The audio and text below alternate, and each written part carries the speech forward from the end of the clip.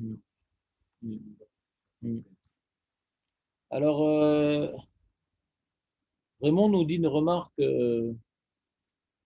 pertinente, mais très très mal exprimée. Euh, il a remarqué que cette paracha, elle se démarque de toutes les autres parachutes. Il a remarqué Raymond. C'est faux. Il a remarqué. Elle est différente de toutes. Elle est tellement différente des autres parachutes que la Gemara dans Babatra, hein, elle nous dit que Moshe Rabbeinu, il a écrit la Torah et Parashat Balak.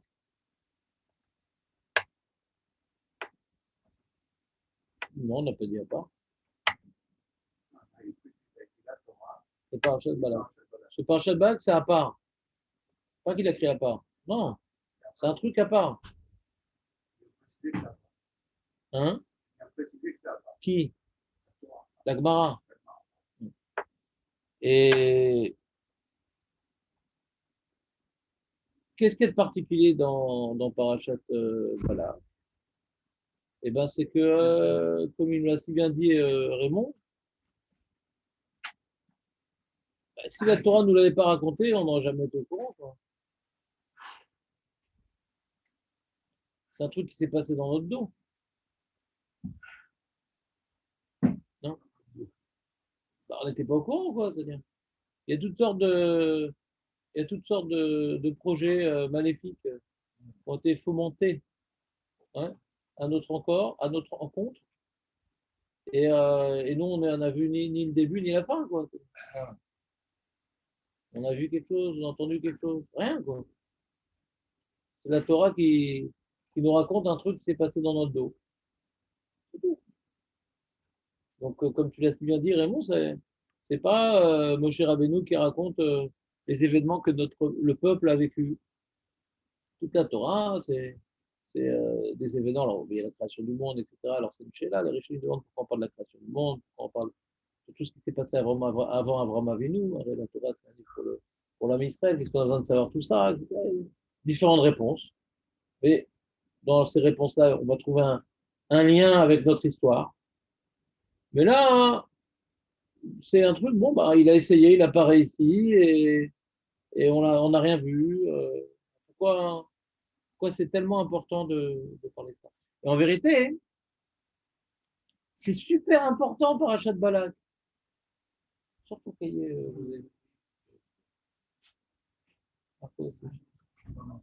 Ah, Benjamin Khazak, je pensais fermer déjà le paillasson. Je suis en vacances, ça ne sert plus à rien.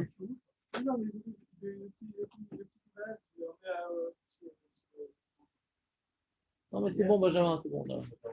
On a compris ta liste d'alibis. C'est toujours les mêmes qui reviennent. Elle est super importante par achat de balade. Non, mais il ne faut pas dire comme ça. C'est-à-dire, quand tu dis comme ça, elle est là. Parce qu'elle est là, qu'elle est super importante. Elle est importante. Là, j'ai dit, elle est super importante. Je n'ai pas dit qu'elle est importante. C'est ça que j'attendais de vous. Voilà, c'est qu'il voit vraiment une personne qui cherche à trouver la fin. D'accord. Il y a un passage dans Micha Perek Vav. José, il y a un passage dans Micha Perek Vav. Oui.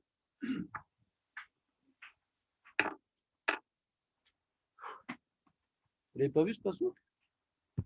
Vous étiez où, journal?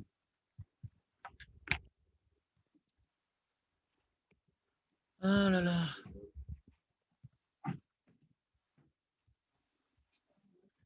Hachem, il se plaint du Ham Israël. Dans Micha. Shimoun. Attends, je n'ai pas fait de partage d'écran, les gens. Les gens de l'au-delà. Qui sont tu confrontes Icha et Mecha. Ouais. Il y a Icha, il y a Mecha, il y a Kacha. Ouais. Icha, c'est un avis qui a écrit un petit livre, c'est un patoche. Le roi HaKodesh. Et là-bas, il nous transmet que Hachem, il n'est pas content contre nous. Shimuna et Hachem, Omer, Koum, Riv et Harim, Tishmena Givot Kolecha, Shimon Harim et Riv Hachem, écoutez les montagnes, que Hachem, il se bataille, qui rive Hachem, Ima'amo, Vem Israël, Itvakar. Hachem, il est en colère contre l'âme Israël. Ami, ma city lecha. Uma eleticha an nevi. Qu'est-ce que je t'ai fait? Réponds-moi. Qu'est-ce que ça fait Hachem et nous comment on réagit? Hachem nous a sorti du Corona et on met Bennett au pouvoir et les Arabes. Ma city lecha. Qui est la tira meret Israël. Mais regarde, moi ce que je t'ai fait moi. Elle est tira meret Israël, mon bet abadim, aditecha. Vaishlach lefanecha et Moshe, Aaron ou Myriam, j'ai sorti d'Égypte. Je t'ai envoyé Moshe, Aaron ou Myriam. Et pas uniquement, je t'ai sorti d'Égypte et je t'ai envoyé Aaron, Moshe, Aaron et Myriam. Mais pas uniquement, c'est pas uniquement, je t'ai libéré et je te donne de bons dirigeants. Et en plus, je t'ai fait un autre truc que je voudrais que tu n'oublies jamais. Je ne veux pas que tu oublies ça, José. Ami. Mais non, mais j'essaie d'éliminer tous les piliers. Ami. Zechorna Maya'atz Balak, rappelle-toi. Maya'atz Balak. Melech Moav. Quel était le projet? La manigance de Balak, roi de Moab, ou Ma'ana Oto Bilam, et qu'est-ce qu'il a fait Bilam? Ben Be'or, Min Ashitim ad Gilgal, Leman Da'at Sitkot Hashem, Leman Da'at Sitkot Hashem. Tout ça, je t'ai sorti d'Égypte, je t'ai donné Moshe, Aaron, Myriam, et rappelle-toi bien ce qu'ils ont voulu faire Balak, qu'est-ce qu'il a et avec l'association de Bilam. Tout ça, je veux que tu te rappelles. Pourquoi? Les mandats tzidkot Hashem. Afin que tu vois hein, les bontés divines. C'est-à-dire que le Navi, il vient hein, pratiquement être au même niveau la sortie d'Égypte et l'histoire de Bilam. It's incredible, of course. Maybe. Mais vous connaissez pas ce pasouk? Miséreux, c'est la Haftara de cette semaine.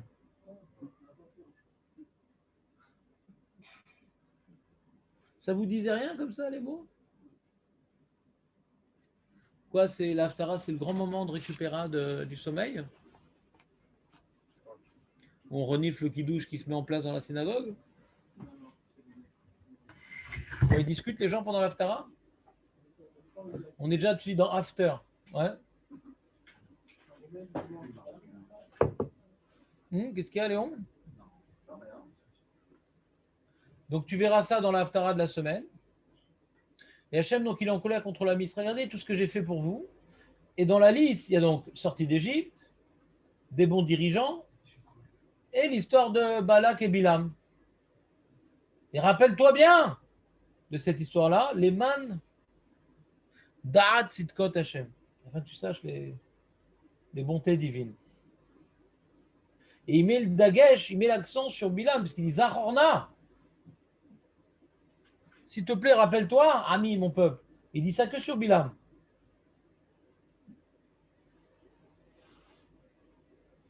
Tu vois qu'Hachem, il veut des corbanotes. Aïratse Hachem be'alfe elim, birvavot nachale shamen. Aten bekore plus, peri bitni khatat nafshi. Tu vois que ça m'intéresse, moi, les corbanotes. Tu vas faire des corbanotes, des corbanotes. Ah, s'il te plaît, Hachem, pardon, et tout. Tu vois que ça m'intéresse, des trucs pareils, moi. Igid lecha adam matov. Ma Hachem doresh mimecha. Je vais te dire ce que Hachem, ce qui est bien pour l'homme et ce qu'il te demande. Tu veux savoir ce qui est bien, José? Oui. Hachem, il dit qu'est-ce qu'il faut faire. C'est pas tes corbanotes qui l'intéressent. Marcher avec Dieu. À côté de Dieu. Quoi, sur le bord de la plage?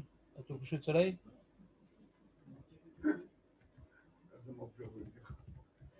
Ki im asot mishpat. Je me rappelle, c'est dans la salle. Oui, mais c'est pas celle-là. Ki im, celle qui vient after. Ki im asot mishpat ve ahavat chesed.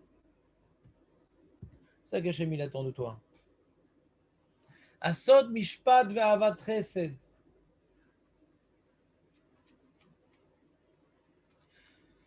Ve atzne'a lechet im Elohecha. Ah. Non, non. Ah, le capteur. Non, c'est pas lui. C'était toi qui étais en G? Oui, pour ne pas rater le début. Ah, comme ça, t'as pas raté le premier jet. Voilà. Ah oui, parce que moi, je connais en général les gens qui sont là. Oui, mais j'étais en fila, donc j'ai pas voulu. Ah, ça, j'espère que je ne vais pas gêner le minyan, j'ai parlé trop fort. T'entends ou pas, José? Donc, Atznea lechet im Elohecha, c'est faire la Vodat Hashem, mais betsniout. Lechet, la lechet. Pas la lechet im Hashem. C'est une très belle idée que tu as dit, José, mais c'est pas ça ici le point précis qu'on est en train de développer. Sniout.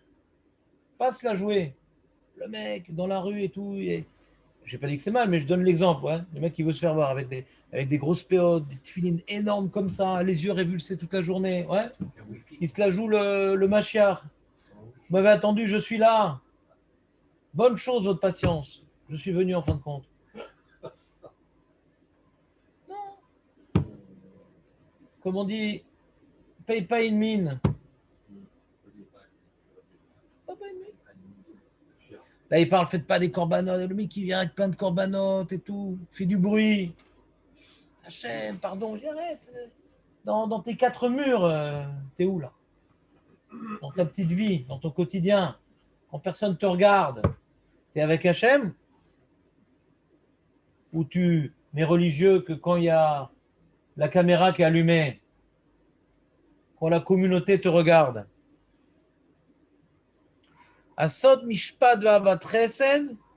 Donc on voit de deux enjeux particuliers, l'enjeu au niveau des relations sociales et l'enjeu au niveau des relations avec Kadosh Baruch Hu. Au niveau des relations sociales, ouais, la justice et la bienfaisance précèdent la générosité. Donc être droit, être bon, être simple. Moi j'ai vu dans ma vie, je ne suis pas très vieux, mais les gens ils aiment bien parler comme ça.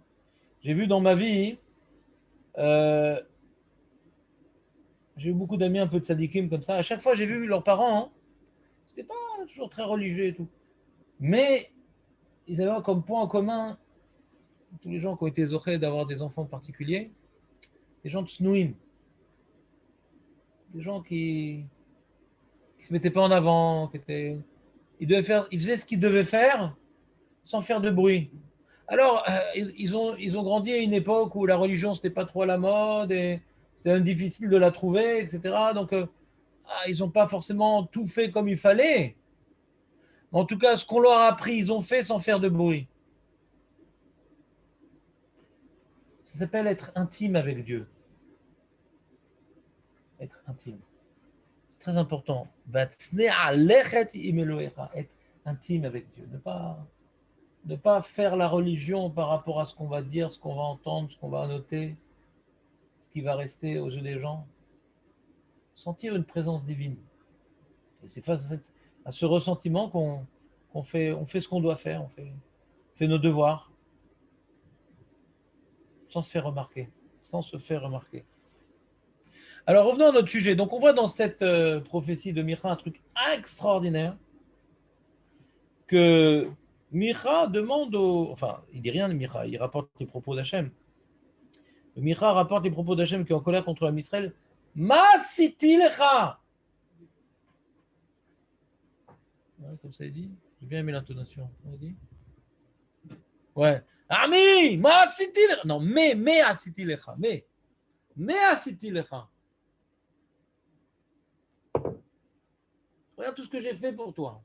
Alors, qu'est-ce qu'il a fait? Alors, la sortie d'Égypte, je comprends. Il ne nous a pas abandonnés. Sortie d'Égypte. Il leur a dit, bon, on a débrouillez-vous, les mecs. Je t'ai fait évader de prison. Adkan. Adkan. Maintenant, sois un homme. Débrouille-toi tout seul. Non, il nous a donné Moshe, Aaron, Myriam. Il nous a pris par la main. Réhabilitation sociale. Réintégré dans le monde. On a été des esclaves. Un peu bourrus. Un peu Oveda Vodazara. On a reçu de bons rabbinim. Et Pitom, et rappelle-toi aussi de Balak et Bilam. Qu'est-ce que c'est que. Les man da'at tzidkot Hashem. Qu'est-ce qu'il y a de particulier là-bas?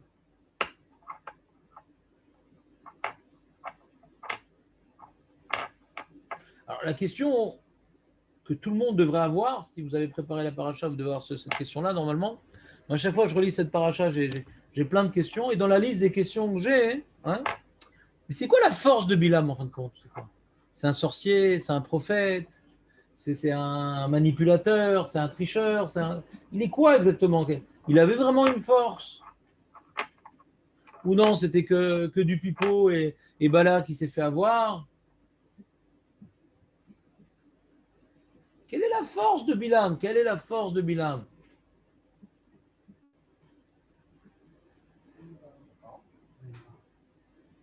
Et quoi? Et Hachem, il a dû intervenir pour bloquer Bilam? Il y a véritablement une intervention divine?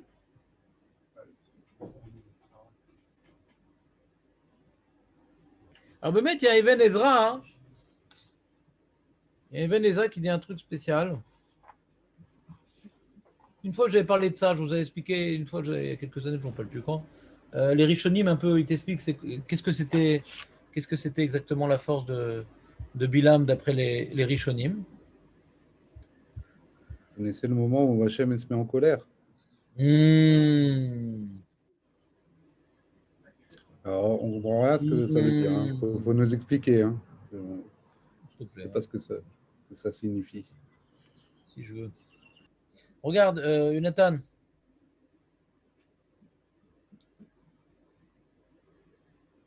Le Ramban à la Torah. Partage. Pas de partage. Il est marqué, Vayagel Hashem était Aïné Bilam. Hashem, il a ouvert les yeux de Bilam.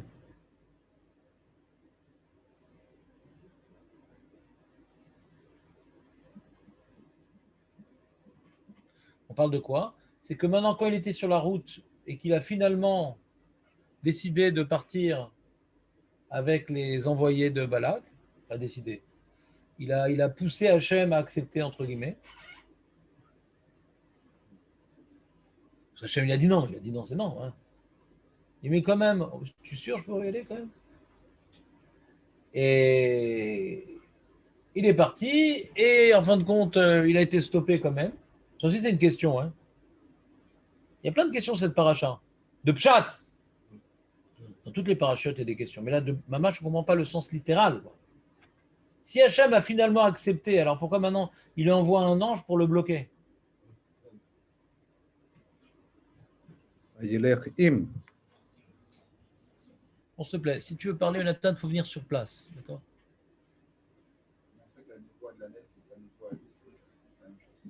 Altismor Alanes. Non, mais ça ne répond pas tellement. C'est très intéressant ce que tu dis, Raymond, mais ça ne répond pas à ma question. Si Hachem a accepté, pourquoi maintenant, ouais?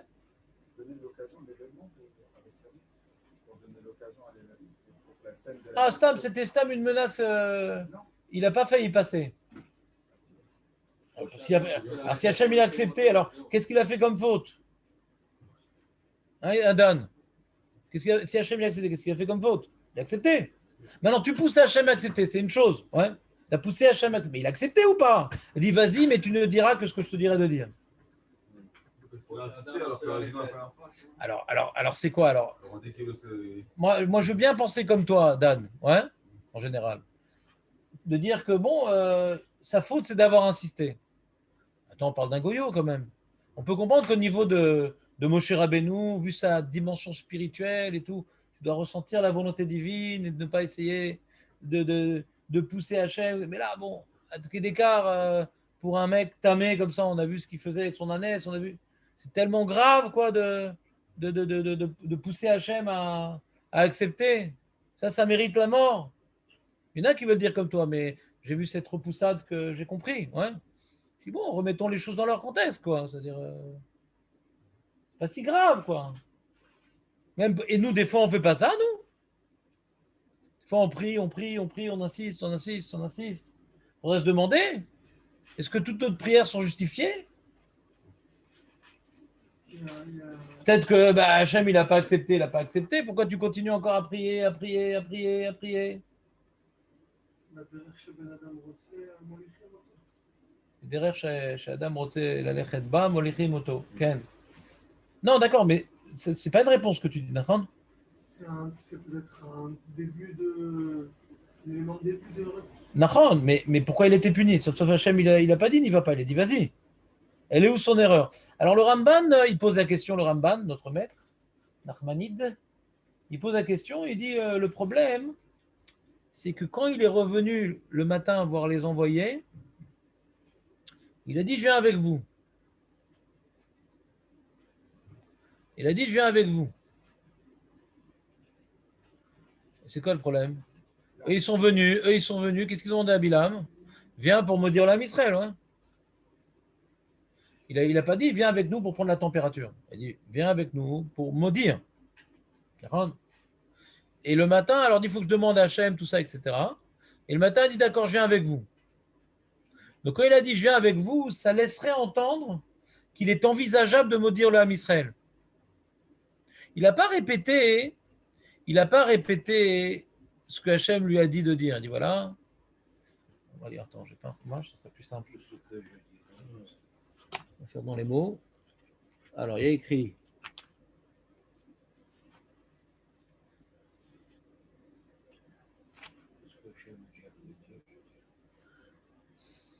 Mi anashim haile, etc.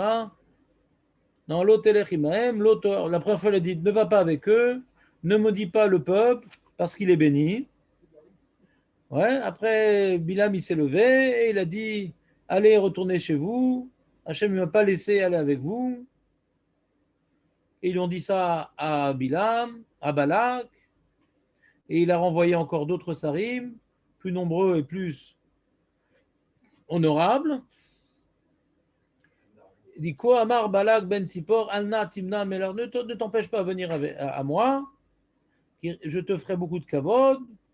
Tout ce que tu me demanderas de faire, je ferai. Ulchana Kavali et Amazé, maudis-moi ce peuple-là. Vayaran Bilam Vayomer El Avde Balak, imiten li Balak, si Balak me donnait tout l'argent, cette maison remplie d'argent et d'or, je ne pourrais pas transgresser la parole divine. C'est un tzaddik, t'as vu?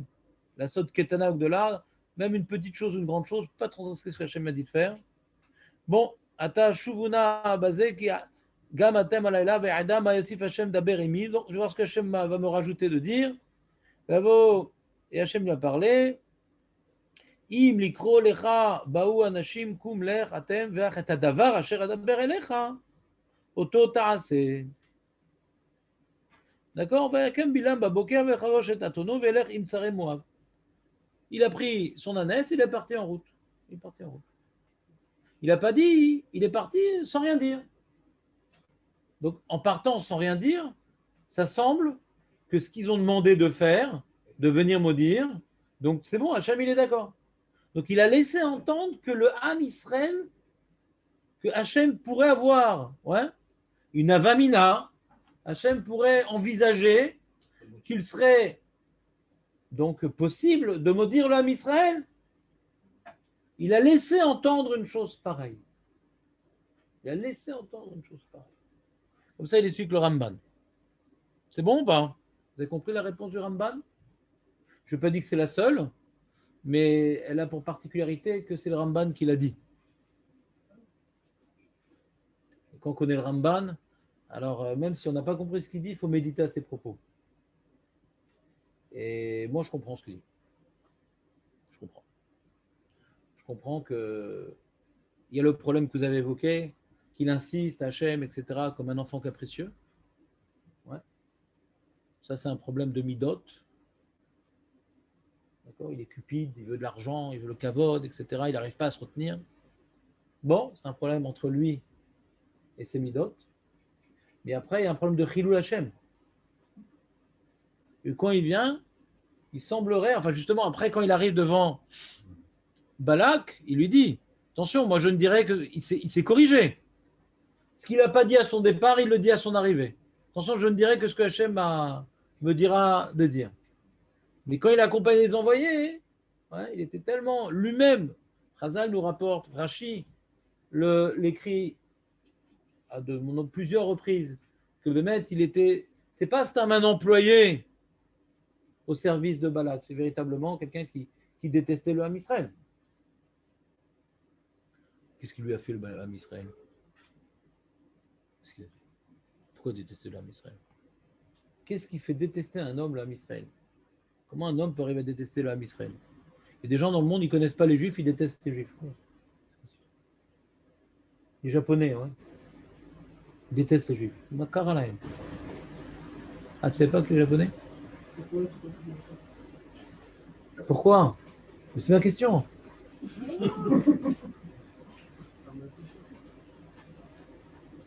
Qu'est-ce que tu dirais, Dan, toi qui as la bouche pleine? Ouais. Pourquoi Bilam, il détesterait les Juifs? Makara. On voit, Rachid nous rapporte, il y a des dioukim, etc. Il était encore plus motivé que Balak. Ouais. Ça emmerde. Ouais, vas-y, Dan.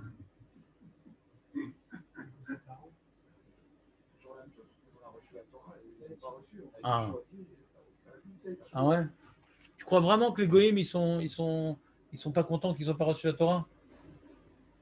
Ils l'ont recopié, ils ne la font pas. Ils n'en veulent pas, mais ils ne sont pas contents. Ah, donc il y a un problème. C'est pas le problème de avoir reçu la Torah. Je vous ai rapporté, il y a Marchémo, le moustachu, ouais.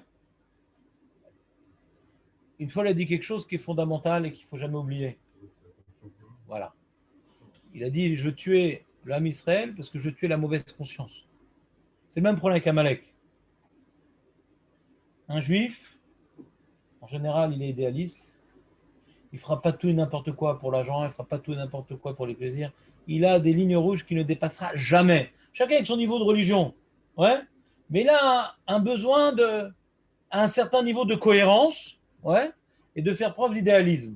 Alors, il y en a de plus ou moins, il y en a qui sont dans des compromis, dans des contradictions, mais le goy, en général, bien sûr, il y a des bons goïms, il y a des chassidés ou olam, mais les goïms ne sont pas concernés par ce type de problème en général, l'idéalisme.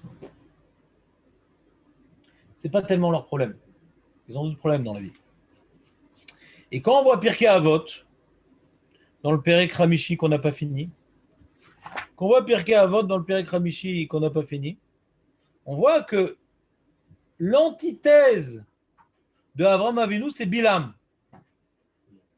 Au niveau de la dépravation morale.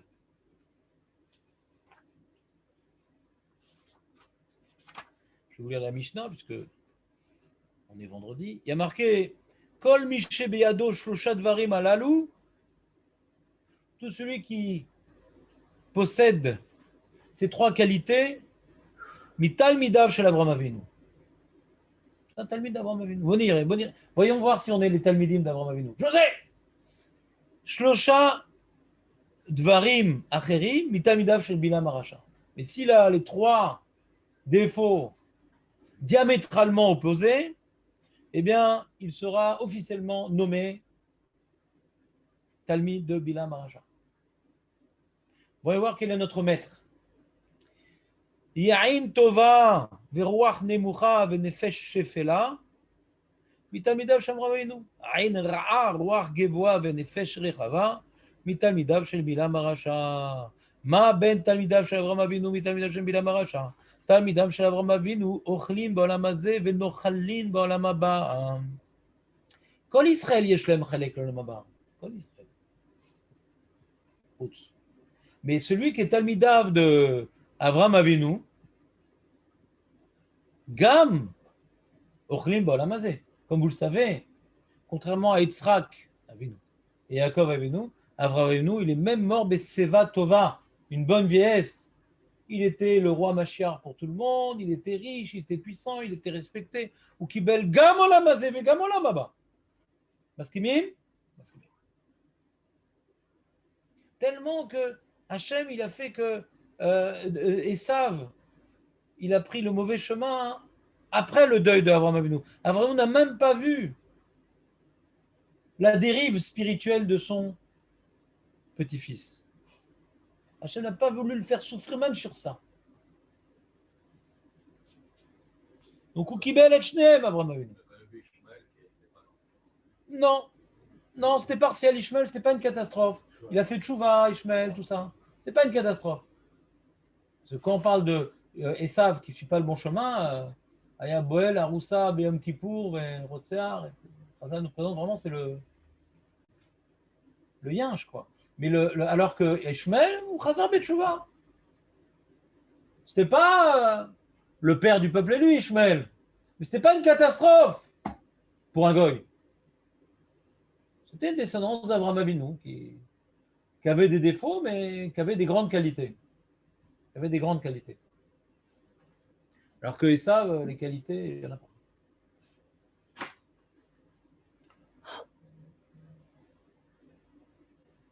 Et alors là, le Midrash, il nous explique d'où est-ce qu'on apprend ces midotes-là. Marqué Vaya'an Bilam Vayomer Imiten li Balak Melo Beto Kesef Vezav. Donc on voit l'amour de l'argent. Après il y a marqué Vaïssa Bil'am et Einaou Vayar et Israël Shochen la Shevativ. Ça c'est Aïn Ra Verouar Gevoa. Donc Nefesh Rechava, c'est le. Hein?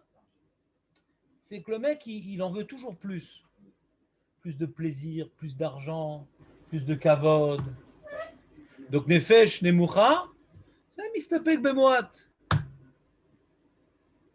Nefesh, souvent c'est le gouffre, Nefesh. Ouais, ce qui est le plus proche du gouffre au niveau Rouhani.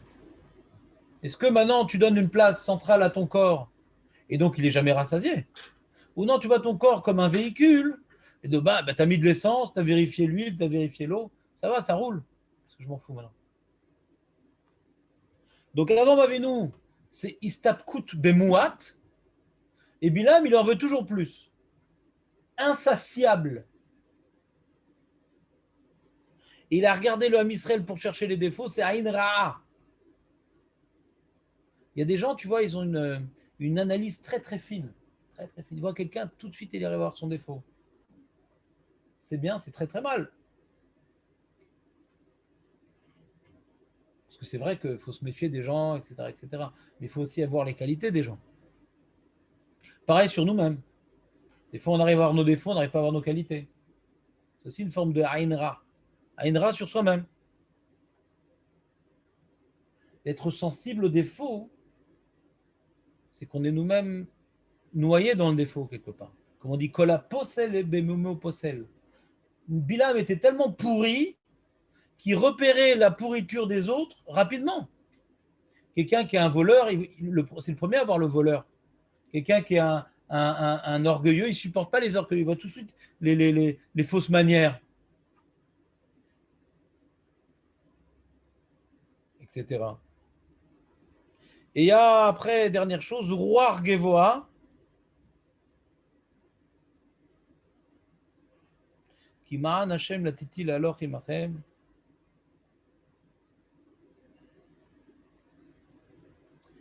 Hashem ne m'a pas laissé aller avec vous. C'est la Gaava.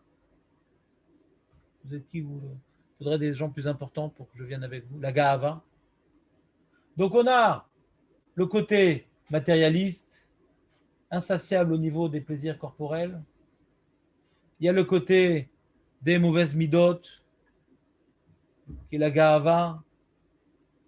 Et il y a le côté d'une, comment dirais-je, d'être spirituellement pollué, ne voir que le mal. C'est une pollution spirituelle, ne voir que le mal. C'est lié à la neshama. C'est pour ça qu'il y a marqué dans la Pirkei Avot, quelle est la ma'ala la plus élevée. Il y a des Tanaïm qui s'expriment, etc. Aïn Tov, Lev Tov, etc. Et il y a un Tana, il dit la ma'ala, c'est Aïn Tova, qui vient en vérité de Lev Tov. Voilà, celui qui arrive à voir les bonnes choses, les bons éléments, les bonnes qualités, qui veut le bien de l'autre. Des fois, quelqu'un il a des galères dans sa vie. Ça ne marche pas trop avec les enfants, ou ça ne marche pas trop avec la parnassa, ça ne marche pas trop avec la femme. Ouais. Le perroquet ne veut pas apprendre à parler, toutes sortes de galères. Et bon, et j'ai un ami, lui, la femme, elle est super, les gosses, trucs, etc. Tout roule. Et j'apprends qu'il a perdu une grosse somme d'argent. Je dis, bon, bah, chacun ses galères, hein. On ne peut pas non plus nickel. Je ne suis pas tellement peiné parce que, bon, il a tellement de réussite, tellement de joie qu'on ne peut pas non plus tout avoir. Moi, j'ai mes galères. Il a ses galères. Ça s'appelle Ayn Ras. Quoi, parce que tu as des galères, il faut que l'autre aussi ait des galères. Quoi, ça te fait mal que l'autre, ça te fait mal que l'autre tout aille bien? C'est humain. Hein. Attention, je suis en train de dire, c'est humain. C'est pour ça que Razal en parle. C'est humain d'être dérangé, de voir quelqu'un où tout lui réussit. Mais ça s'appelle la Ayn Ra. Et c'est grave. C'est la force de Bilam.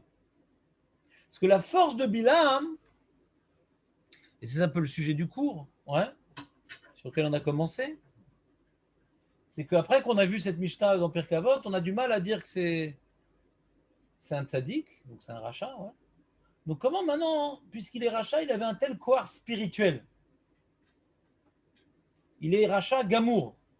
Parce qu'au niveau, l'homme, il est constitué d'un gouffre, ouais, une relation avec son gouffre, une relation, ouais, avec sa, comment dirais-je, son roi et sa neshama. Alors, il y a le gouffre, il y a les midot, et il y a la spiritualité.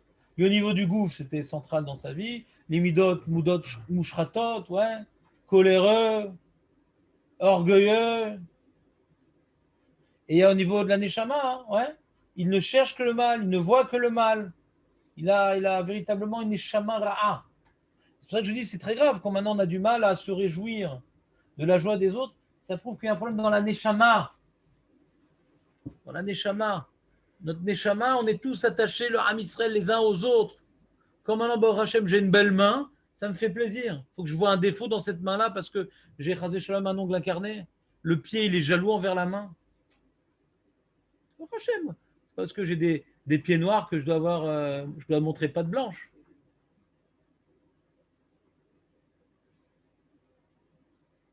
Donc, comme maintenant on voit un juif où tout va bien, il ne faut pas être jaloux. Pourquoi moi je galère et lui ne galère pas? Pourtant moi j'étudie, pourtant moi si, pourquoi moi j'ai fait des sacrifices, etc. Déjà, tu as un problème sur Hachem, quoi. C'est-à-dire Hachem, bah, c'est lui qui décide, quoi. C'est quoi ton problème? Pourquoi tu compares, Bichal? C'est incomparable chaque dossier. On a tous un dossier à nous, c'est incomparable, quoi. C'est-à-dire, on est jugé par rapport à notre potentiel, et puis des fois j'ai des galères pour m'apprendre des choses, pour progresser. Pourquoi tu vis ça négativement, tes galères? C'est constructif. On n'est pas content qu'on est dedans, mais on ne prie pas pour que ça arrive, mais c'est pour me construire. Si le but c'est le Olam Hazé, alors je comprends que je veux pas de galère. Si le but c'est le Olam Haba, bah, je suis là pour apprendre. Donc comment tu compares? Lui il n'a pas galère avec ses enfants, il n'a pas galère avec s'il n'a pas... Bah, peut-être tu as galère avec tes enfants pour apprendre à vivre, pour apprendre à respecter, pour apprendre à aimer, pour apprendre à comprendre, à tolérer. Donc ça t'a élevé. Donc tu as un problème sur ton regard sur Hachem, quoi. Ce qui t'arrive, c'est mal? Non, putain, c'est mal. C'est pas confortable, mais c'est pas mal. Le manque de confort n'est pas négatif dans la vie. D'accord? Parce que c'est pas confortable certaines situations, elles sont négatives, elles sont très positives. la vie d'Abraham, elle n'était pas tellement confortable. Il a eu comme 10 épreuves. Ouais. On n'est pas là pour profiter, on est là pour se construire. Donc, de ne pas arriver à supporter l'autre qui n'a pas d'épreuve, c'est qu'on n'a pas compris le but de la vie, quelque part. On n'est pas là pour se reposer, on est là pour se construire. Donc, chacun, il a besoin d'une construction particulière. Donc, en quoi ça te dérange la réussite de l'autre? Alors, c'est vrai que ça nous dérange. C'est vrai. On doit se travailler. Lui, il a son compte. Bon, Hachem, c'est bien pour lui. Si Hachem l'a dit c'est pour lui, c'est que c'est pour son bien, etc. Et si j'ai ce que j'ai, c'est pour mon bien. Faire la part des choses. Faire la part des choses. Mais la force de Bilam, c'est qu'il arrivait à fermer l'œil. Il est marqué, comment il est marqué, Dan?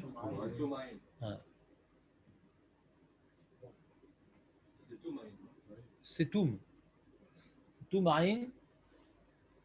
Et il y a marqué que l'autre œil voyait bien et il avait un œil qui ne voyait pas. Qu'est-ce que ça veut dire? Qu'est-ce qu'on doit apprendre de là? On est en train maintenant de nous faire une description physique du personnage pour pouvoir mettre en place un film hollywoodien et savoir comment le représenter. Qu'est-ce qu'on s'en fout qu'il est borgne? Qu'est-ce que ça nous apprend? On avait expliqué, tu te rappelles cette notion, Dan, on a expliqué une notion très importante sur ce détail. En général, quand je vois quelqu'un, je vois ses qualités, je vois ses défauts. C'est comme ça. Ouais. Donc, je n'ai pas vraiment un jugement tranché sur la personne. Il a des qualités, il a des défauts. C'est rare que sur une personne, je vois que ses qualités. Sur une personne, je vois que ses défauts. C'est rare. En général, on est assez mitigé. On est assez équilibré dans notre regard. Alors, plus je vais l'aimer, plus je vais voir ses qualités, mais je verrai encore ses défauts. Plus je vais détester, plus je vais voir ses défauts. Mais je pourrai encore voir ses qualités. Bilam, il arrivait à focaliser sur ce qu'il voulait focaliser. Nous dit le Rav Minzberg qu'effectivement, Bilam, il avait un koar de bénir et de maudire. Il avait un koar. Il vient sur cela s'opposer à l'opinion de Ibn Ezra. Je vais vous lire le Ibn Ezra ce qu'il dit. Ibn Ezra, il dit comme ça.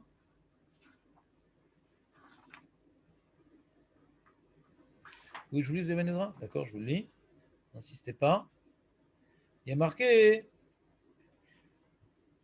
Ve'anachon be'ina ki haya yodea mazalot.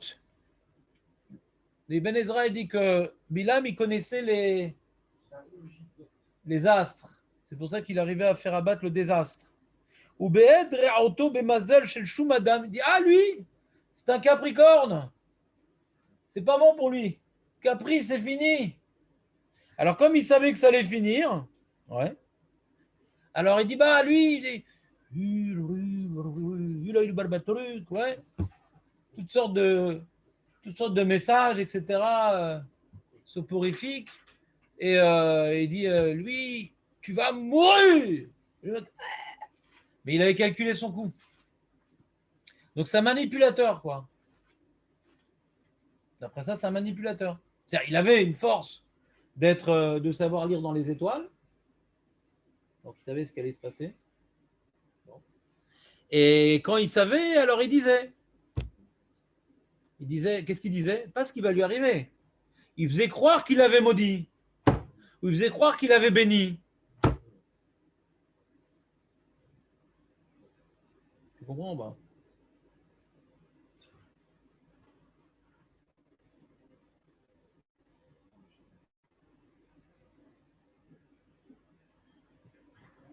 ובבוא הרעה אל המקולל יחשוב, יחשבו הרואים והשומעים הנמצאים כי בעבור כללתו ברעה. Donc les gens ils pensaient, t'as vu, voilà, il est fort Bilam, t'as vu ça? Il a dit que lui il va lui arriver ça et ça. Non, il a maudit qu'il allait lui arriver ça et ça, c'est arrivé. Ouais, il a un koar dans son dibour. Donc pour le Ibn Ezra, Bilam en réalité n'a pas de koar, il ne change rien aux choses. Il sait ce qui va arriver. Et il fait croire que c'est à cause de lui que ça arrive. Mais il ne change rien aux choses. Alors, la Minzberg, il a dit, j'ai un grand problème. J'ai un grand problème dans ce pshat-là. Je n'arrive pas à lire la Torah avec ce pshat-là. Pourquoi je n'arrive pas à lire la Torah? Parce qu'il y a écrit dans Dvarim, quand on nous dit qu'on ne peut pas accepter dans l'âme Israël un Ammoni ou un Moavi, on explique pourquoi Moavi non. Ve'ata lecha, et marqué, excuse-moi, il y a écrit, il n'est pas rapporté le pasouk ici, donc moi je l'ai rapporté chez moi. Je vais vous le lire dans les mots parce que il est assez clair ce pasouk, je pense. Excusez-moi, j'y arrive. Ah, c'est un document. Il n'aurait pas dû. Mais qu'est-ce qu'il a fait, c'était, hein? Il voulait se faire passer pour Dieu quelque part, Bilam. Ouais. Alors, il y a marqué comme ça dans le pasouk, dans Dvarim Kav Gimel Vav, Kagou. Velo Ava Hashem. Dis donc, regarde ce qu'ils ont fait, les Midianim, les Moavim, et on rapporte l'histoire de Balak et Bilam. Et on explique la gravité de la chose. La Torah, dans Sefer Dvarim, explique la gravité de la chose. Velo ava Hashem elokecha lishmoa el Bilam. Hashem n'a pas voulu écouter Bilam. Ve'afor Hashem elokecha lecha et akelala livracha. Hashem, il a inversé en ta faveur la malédiction en bénédiction. Qui a Evra Hashem elokecha. Parce que Hashem, l'Éternel ton Dieu, il t'aime. Donc on voit que dans ce pasouk-là, Hashem est intervenu. Donc on voit que Bilam, il a une vraie force, et Hashem, il a dû s'opposer à cette force. Pourquoi? Parce que Hashem, il t'aime, donc il n'a pas voulu écouter les manipulations mystiques de Bilam, et il a transformé ces malédictions en bénédictions. Donc ici, il y a une intervention divine. D'après le Ibn Israël, il n'y a aucune intervention divine. C'est un mec qui savait d'avance ce qu'allait se passer, il faisait croire que c'est lui qui avait fait que ça se passe comme ça. Donc il dit, Al-Pibcha, j'ai du mal avec le Ibn Ezra. Donc la question revient, Ma Kohar Shel Bilam. C'est pas un manipulateur, il avait un vrai Kohar.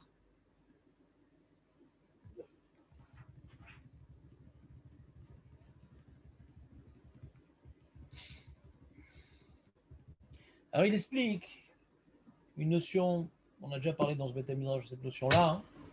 Là, on va rentrer un peu plus dans le détail. J'espère qu'on aura le temps de la développer comme il se doit.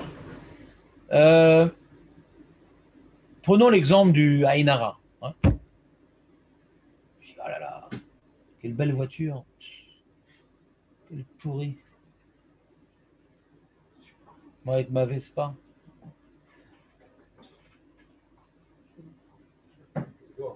Il y a un Kohar du Ainara. Il y a un Kohar. De là, on apprend, le Chazon Ish nous dit dans Masechet Baba Batra qui développe le sujet, qu'un homme ne doit pas se tenir sous le champ de son ami quand il est tout plein de récoltes, n'a pas le droit. Donc il y a une halakha que quand on doit construire un mur entre voisinage, c'est à moi de construire, parce que moi je suis un mazik. C'est pas à l'agriculteur de construire, c'est à moi de construire. Parce que je suis source de Nézek. Donc c'est une halakha de Choshen Mishpat. C'est un Nézek reconnu par la halakha. C'est un Nézek reconnu par la Nézek. Ça dit quelque chose ou pas? Ça ressemble à la musique. Ouais? Non plus, tu sais pas? Ah, tu viens de faire ton alia? Non, mais c'est pas. Donc tu as fait ton alia à Natania, tu n'es jamais parti ailleurs? Non. Je fais beaucoup de villes, mais ça. Ah, la ville de Nézek, tu ne la connais pas? La ville de Nézek. Nézek. Ah oui, c'est dommage. Dommage, c'est dommage. Mazik, c'est celui qui porte atteinte. Nizak, c'est celui qui a été endommagé. Le Nézek, hein? La traduction, je la connaissais, mais vous aviez dit qu'il y avait une ville. Ah non, c'était une lourdeur. Non. Qu'est-ce qu'on a dit? Nézek. Donc on voit véritablement que le Einara, c'est un Nézek. C'est un Nézek. Donc tout dans la halachot de voisinage, quand maintenant tu es source d'une Nézek, c'est à toi de le réparer. Donc pour ne pas entraîner le Nézek, la halakha t'a imposé de construire le mur. Et sur ça, il y a un Chazon Ish, sur cette mara-là, et qui dit que de la même manière que quand je prends mon poing et que j'opère une certaine traction musculaire vers ton visage, ça laisse des hématomes réels, ou des fois, ça vient édenter une partie de la bouche. Donc c'est une force que j'ai. C'est une force. Il y a une force qu'on a pour prendre un marteau, un couteau, pistolet, un coup de poing. On a une force et on peut changer des choses dans le monde. Et bien, la manière qu'il y a une force physique, une force matérielle, il y a une force spirituelle. Dans le Aïn Hara, on peut changer le cours des choses. Dans la malédiction aussi. C'est pour ça qu'on dit Lotier, Birkat, Idiot, Kaal Benecha. Ne viens pas négliger, mépriser, sous-estimer la malédiction ou la bénédiction d'un monsieur lambda. Pas besoin de tzaddik. Pas besoin de tzaddik. Même un Ben Adam Pachout, il peut faire une bracha. Même un Ben Adam Pachout, il peut faire une klala. La preuve, Bilam. Alors comment ça marche? Comment, Bémet? C'est quoi le secret? Je vais vous apprendre le secret pour qu'une bénédiction marche. Malédiction, je ne vais pas vous le dire le secret parce que c'est dommage. Ouais. Parce que même un mauvais homme politique, il ne faut pas le maudire. Il ne faut pas voter pour lui, mais il faut maudire personne. Ouais. Donc, pas de malédiction chez nous. Je vais essayer de vous expliquer c'est quoi la spécificité de la bracha et de la malédiction. Et c'est quoi la différence entre la tfila et la bracha?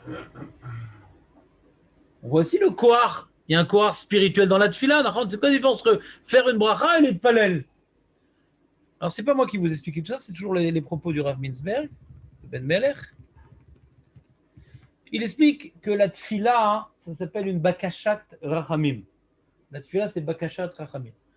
Ouais. Rachmenineu, la Gemara dit. C'est quelque part, je me tourne vers Akadosh Baruch Hu et je lui demande de faire preuve de miséricorde. Je lui demande de faire preuve de miséricorde. C'est une demande. J'envoie une lettre, une doléance. C'est une demande. Je n'ai pas un kohar. J'ai une mitzvah de me tourner devant Hachem et le seul moyen que j'ai, c'est d'éveiller sa miséricorde. Mais sauf, il peut refuser, il peut accepter. Ce n'est pas un kohar contre lequel Hachem, s'il n'est pas content, il va devoir s'opposer. Vous comprenez ou pas ce que je suis en train de dire? Des fois, il y a un kohar, et Hachem peut aller lutter contre ce kohar. Par exemple, le kohar de la malédiction de Bilam, on va voir qu'Hachem il a dû s'opposer à ça. Alors, il explique dans la mitzvah, ce n'est pas que Bilam, il a prié. Si c'était une prière, ce qu'il avait fait Bilam, Hachem n'a pas besoin de s'opposer à sa prière. Juste, il n'accepte pas, il n'ouvre pas l'enveloppe. Il n'ouvre pas l'enveloppe. Mais là, on sent qu'il a dû agir, Hachem, pour que la bracha n'ait pas d'effectivité. Et encore plus que cela, il a agi pour transformer la kelala en beracha. D'accord? Alors que la tefila, c'est juste, Hachem, il accepte ou il refuse. Nous, ce qu'on fait quand on prie, ouais, on demande à Hachem de faire preuve de miséricorde. C'est une demande. Et Hachem, il peut refuser. Il peut refuser. Il n'a pas besoin de s'opposer à ma prière. Il peut refuser. Par contre, la bracha, c'est une énergie. La bracha, quand je suis mévarer quelqu'un, quand je rase de shalom, quelqu'un il serait mékalel un autre, c'est une énergie. Comment elle fonctionne son énergie? Elle a pour batterie essentielle le regesh. Le regesh. Une forte volonté de. Une forte volonté de vouloir le bien de l'autre ou de vouloir le mal de l'autre. C'est une volonté, un sentiment très fort. Le kohar du regesh, c'est un regesh avant tout. Un sentiment. En français, je n'ai pas un terme très précis de regesh. Une émotion. Sentiment, émotion, entre les deux comme ça. Une émotion positive, une émotion négative à son encontre ou en sa faveur. Comment on catalyse, on arrive à catalyser parlons du positif de la bracha dans un premier temps. Quand maintenant, je vais faire une bracha à quelqu'un, même si je ne suis pas un tzaddik, comment je vais faire en sorte pour qu'elle fonctionne? 2 paramètres, José. José, 2 paramètres. Premier paramètre, l'émotion. Qu'est-ce que je l'aime? Vouloir le bien de l'autre. On a parlé de Aïn Tova. Vouloir le bien de l'autre. Quelqu'un, il n'a pas d'argent, il a un problème de santé, et tu l'aimes. C'est ce qu'on voit avec... D'où on voit la notion de bracha dans la Torah? C'est les Kohanim. Les Kohanim sont Mevachim et Am Israël. Be'ahava. Il y a marqué Be'ahava. S'il n'y a pas de hava, il n'y a pas de bracha. C'est l'énergie, le regesh. S'il n'y a pas un regesh, quelqu'un, ça peut être un grand tzaddik, mais s'il n'a pas de regesh, de sentir que la vie de l'autre m'est chère et je serais tellement peiné qu'il lui arrive quelque chose de mal ou que cette situation dramatique dans laquelle il est plongé se poursuive. Donc mon cœur, il est atteint par cette situation. Ça, c'est l'énergie de la bracha. On voit que les tzadikim qui nous font des brachot, c'est tous des balais regachot, gevoïm. Je vous ai raconté, je ne cesserai de vous raconter l'histoire du Rav Steinman, que quand quelqu'un lui a raconté l'histoire de son enfant qui était malade, il a pleuré, le Rav Steinman. Et on ne s'étonne pas pourquoi ces brachot, elle avait un koar. Regesh. Deuxième paramètre. José, deuxième paramètre. Il y a aussi un mishpat. Il faut du sechel aussi pour une bracha. Mishpat. Il faut non seulement vouloir... Benjamin, viens à côté de moi, Benjamin. Viens à côté de moi. Viens. Non, viens à côté de moi. Non, ça me ferait trop de peine que tu sois en forme après le cours. Hein? Viens, Benjamin, viens à côté de moi. Non. Oui, c'est bon. Tu veux le mien? On n'a pas encore obligation de prendre le masque. Tu peux finir mon café si tu veux. José, premier paramètre, Be'ahava. Deuxième paramètre, Magialo. Il y a un mec que j'aime beaucoup. Il vient me demander une bracha. Bon, il s'est trompé d'adresse, mais il vient quand même demander une bracha. Et je l'adore. Mais bon, dans ma tête, je me dis, mais quand même, il a un peu déliré quand même. Il aurait dû faire attention à sa femme, à son truc. Nanana. Donc, j'ai du mal à considérer que la bracha qu'il me demande lui revienne de droit. Il n'y a pas que du regesh, il y a du mishpat aussi. Il y a une délibération magialo ou lo magialo? Ah non, mais l'autre, Birkat et d'autres Kalbenera, je ne t'ai pas dit. On peut savoir. Je ne suis pas là. Comment ça marche? On peut aimer quelqu'un, mais savoir que c'est le bien, il mérite. Ah ben, ça va ensemble en général. Plus tu vas aimer quelqu'un, l'un il est à l'autre. Plus tu vas aimer quelqu'un et plus tu vas le juger en bien. Il faut savoir fermer un œil. On a deux yeux. On a un œil qui voit le bien, on a un œil qui voit le mal. Ce qui donne du relief à la vie. Un œil qui voit le bien, un œil qui voit le mal. Et comme je l'ai dit, en général, quand on juge quelqu'un, on le juge. Bon, il a cette qualité, mais il a ce défaut. Il a ses défauts, mais il a cette qualité. Pourcentage 1 comme ci, 1 comme ça. 1 c'est 50-50, 1 c'est 90-10. 1 c'est 70-30. Non, mais chané. Mais c'est pas, on va dire, c'est genre soi-disant objectif. Non, je suis objectif, il a des défauts. Ouais, si tu veux. C'est pas forcément objectif, c'est-à-dire. C'est ton opinion. Mais il y a des gens que j'aime beaucoup. Plus je vais les aimer, je verrai plus leurs défauts. J'aurai tout le temps des circonstances atteignantes. Non, mais ça, c'est pas lui. Il n'a pas fait gaffe. Mais je ne sais même pas s'il l'a fait en vérité. Je pense que c'est quelqu'un qui l'a poussé. Comment ça, c'est quelqu'un qui l'a poussé? Et que sa maîtresse, il a tué 30 personnes. Mais non, on l'a passé dans la main, on l'a poussé, il est tombé, il l'a tué. Mais c'est pas lui. Je connais. Impossible. C'est pas son genre. Il préfère les couteaux.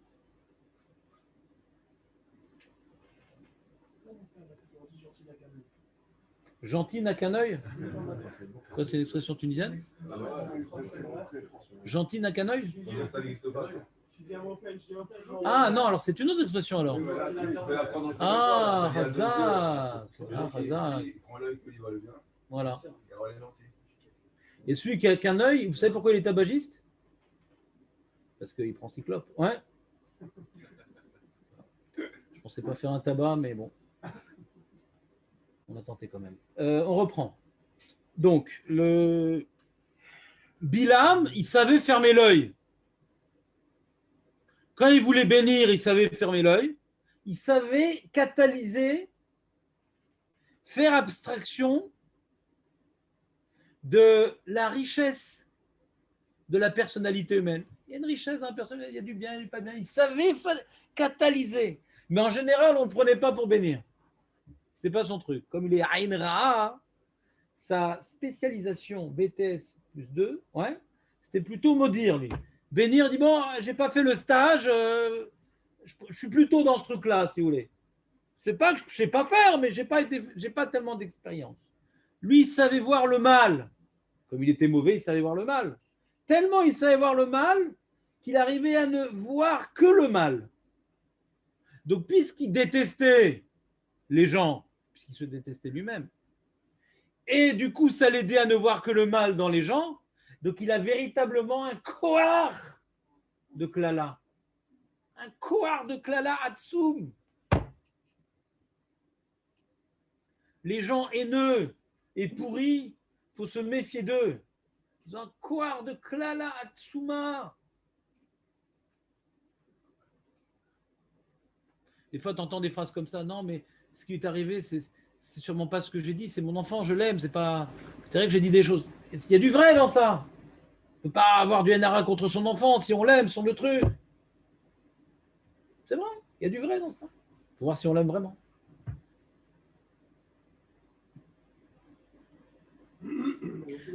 Comment? Où est la place de Dieu là, quand quelqu'un a ce corps-là, qui est béni, on nous dit, il y a quelque part, c'est laissé un peu au hasard de cette personne-là. Mais j'ai pas compris. Et quand quelqu'un a un fusil, c'est quoi la différence? Je vais expliquer au nom du Chazonish. Quand quelqu'un a un fusil, où il est où Dieu? Donc c'est Dieu qui Non, mais là, le corps, pourquoi Dieu a mis ça en lui? Et le fusil? Pourquoi vous réveillez avec l'œil? Et le fusil? Un mec, il était dans la rue, en train de siffloter. Attends! Le mec, je crois que tu n'as pas compris l'idée, mais je vais reprendre. Un mec, il est dans la rue. Il se promène, il sifflote, tout va bien. Et il se prend une balle entre les deux yeux. John Lennon s'est pris une balle? Pas entre les deux yeux. C'est comme ça que c'est passé. C'est comme ça que c'est passé? Ouais, chez lui. C'est pas la CIA encore? Non. Pas cette fois? Ils étaient occupés ce jour-là. Voilà, tout va très bien. Ouais. On l'a dit, imagine et tout. Ah, il a imaginé, il est mort. C'est ce que je te dis. Et il était juif ou pas? Non? Souvent on dit, ah, lui, il est juif, tu sais. Ouais, on aime bien dire. Mais quand il est mort, non, en fin de compte, il n'était pas juif. On a assez de juifs qui sont morts. Hein. On reprend. Donc, c'est clair qu'il y a un libre arbitre de tout homme de faire le mal avec des fusils ou avec des yeux. D'accord? C'est comme ça, il y a un libre arbitre. Et si vous me demandez comment lui, par sa clala, il peut porter atteinte, quoi, et Hachem, il avait prévu, tu peux poser la même question sur le fusil. Comment il peut porter atteinte et quoi, et Hachem, il est où dans l'histoire? Et la réponse, elle est très simple, c'est qu'en vérité, la personne, celui, il avait une épée de Damoclès parce qu'il méritait quelque chose de négatif. Ouais. Il y avait donc un din que Hachem avait congelé. Hachem, il n'applique pas tout le temps le din. Il y a Midat HaRachamim qui vient congeler le din. Et quelqu'un, avec son mauvais œil, avec son fusil, avec sa clala, il vient décongeler. Et le din s'applique. C'est tout. Comme un fusil, là, pareil. Un micro. Hazak. Hazak, exactement. Tu dis par rapport à la bracha, pour la sina, il faut pareil, deux choses. Il faut le regesh de haïr celui que tu vas dire. Et deuxièmement, le mishpat. Et du sechel. Mais l'un est lié à l'autre. Il y a du regesh et du sechel. Mais l'un est lié à l'autre. C'est-à-dire, on est tous subjectifs en vérité. On est tous subjectifs. Il faut s'entraîner à être subjectif dans le tov, les amis. Avedan et kol adam le chaf zechut. C'est subjectif. Attends, mais le mec, quand même, il a fait ci, il a fait ça. Non, il n'a pas fait ça. En fin de compte, il voulait faire ci. Mais attends, mais tu étais tordu. Très bien. Ça me va, je suis tordu. Très bien, pas de problème. C'est ce qu'on fait avec nous-mêmes. Hein. Si on est en bonne santé. Il y a des gens qui sont malades, ouais, tellement comprimés qu'ils sont déprimés, ouais, et réprimés et supprimés après. Donc, qu'est-ce qui se passe? Ils sont tellement malades qu'ils disent « Ah, je suis nul, je ne sais pas rien, nanani. » C'est pas bien ça. Quelqu'un de normal, il se pardonne. Quelqu'un de normal, il s'excuse. Quelqu'un de normal, il trouve des… Alors, c'est vrai qu'à Elul et à Rosh Hashanah et Yom Kippour, il faut un petit peu mettre de côté cette subjectivité positive, mais le reste de l'année, il faut l'avoir, sinon on va déprimer. C'est important d'avoir un bon regard sur nous-mêmes. C'est important. Mais on avait dit autre chose aussi, après cette phrase-là. Je ne vais pas reprendre le sujet. Il y a le tzedek. La Mishnah ne parle pas de tzedek tishpotatamitarach. On dit Vedan et kol adam les kav zechut. Non. Le tzedek, c'est sur le tzadik ou sur le rachat. Le tzadik, on a le devoir de le juger en bien parce qu'on va d'après la chazaka. Et le rachat, on a le devoir de le juger en mal. Mais le benoni, on pourrait ne pas le juger, etc. Là, non. Là, tu te forces. Tu te forces à avoir le tov en lui et de faire abstraction de son ra. Et donc, tu peux le bénir aussi, du coup. Pour pouvoir bénir, il faut être bé'ahava. C'est pour ça que le Kohanim, comme il est Oev Shalom, Verodev Shalom, Aaron, il a pu recevoir ce Koach Abracha. Sinon, Aaron n'aurait pas pu recevoir le Koach Abracha. S'il n'est pas ce Oev Shalom, Verodev Shalom, Oev et Abriot, ou Mekarvan la Torah. Pour bénir quelqu'un, il faut voir l'aimer. Il faut aussi avoir la force de faire abstraction des points négatifs de la personne. Donc ça, c'est déjà une première chose, je pense, importante pour nous, quand on veut bénir un proche. On nous demande une bracha, il ne faut pas refuser. Faire preuve d'émotion, faire preuve de sentiment, faire preuve d'amour, faire preuve d'abnégation pour la personne, vraiment vouloir, et presque avoir des larmes, quand on fait une bracha, presque avoir des larmes, et dit, mais vraiment, mais Magialo, c'est un bon juif, Bezrat Hashem, qu'il ait une bonne parnassa, qu'il ait la santé, qu'il trouve un dit, mais Magialo. Et des fois, on n'arrive pas à être mévarech nos enfants, parce qu'on les connaît, et on subit leur crise d'adolescence, et ils nous saoulent, ouais. Et on en a marre, et ils répètent, et nana, ils ne bougent pas, là, là. Et des fois, on est dur avec eux, donc on n'arrive pas à être mévarech. Des fois, c'est pas facile de véritablement aimer nos enfants pour ce qu'ils sont. Des fois, on aime nos enfants parce qu'ils nous ressemblent, mais pas pour ce qu'ils sont. Et moins ils nous ressemblent, et moins on les aime. Des fois, nos enfants, ça peut être les personnes qu'on aime le moins, parce qu'ils nous déçoivent par rapport à ce qu'on attendait d'eux. Donc c'est un lieu d'émotion, la famille, mais qui est à double tranchant. Il faut faire très attention. Et les enfants le ressentent. C'est difficile. C'est une épreuve difficile. Donc il faut véritablement, donc des fois quand on connaît notre enfant, il faut vouloir son bien parce qu'on l'aime, mais il faut considérer que Magialo, et des fois c'est difficile de considérer Magialo, parce qu'il adopte un comportement inadapté qui ne justifie pas que de telles bénédictions s'appliquent sur lui, s'abattent sur lui. Donc c'est difficile d'être mévarer. C'est pas si simple. Il faut avoir Aïn Tova. C'est pas si simple d'être mévarer. Tova Aïn Mevorah. Rien pas comme ça, non? Non, ça ne dit rien, Dan? Je sais pas. C'est quoi ce passouk là que je vous ai inventé, Tom? Ça me dit quelque chose? Non, c'est pas ça? Dans le Navi, dans les Ktuvim, je pense, non? S'il te plaît, tu ne vas pas me faire ça.